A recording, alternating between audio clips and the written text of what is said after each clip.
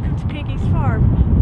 It's a windy day, we're just outside Edinburgh. This is farmer John. He grows a crop of turnips and we're here to meet him and find out just exactly how it's growing. So John, can you start by telling us what sort of seed you plant in the ground? Yeah, thanks Sarah. Yeah, well, we start off with a really small seed. Your turnip seed is really minute. So you can see there, little black seed. So what we do first of all is we plough the field and then we come through with a tractor and a cultivator and get it down into nice small tilth, because if there's big clods in the ground then the seed wouldn't grow very well.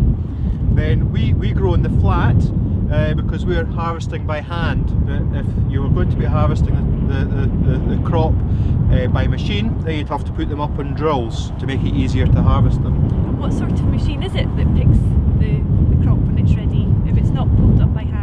Yeah, well, you get a machine that comes along with a shear that goes underneath it and then cuts off the bottom of the root, and then it goes up an elevator and then into a trailer. Okay, fantastic. Now, there's a lot of debate around Haggis, Neeps and Tatties as to what we're actually eating when we eat the Neep. So I've got with me here two items. I wonder if you could just explain what they are. If we start with this one. Yep. What's that called? Well, this is actually a turnip. So the flesh is very white and you can see there it's purple. Turnips come in all different sizes, so they can be small like this or a bit bigger than this as well.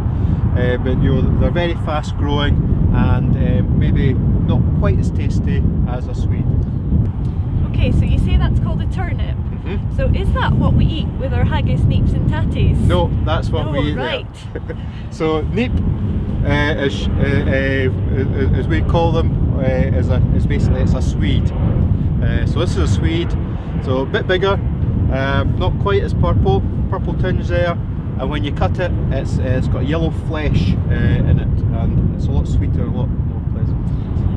So, should we be eating Haggis, Neeps and Tatties, or should we be eating Haggis, Swede and Tatties? Well, we're actually eating Haggis, Swede and Tatties. Okay, right, I'm just going to pull up one of these Swedes, taking it out of the ground.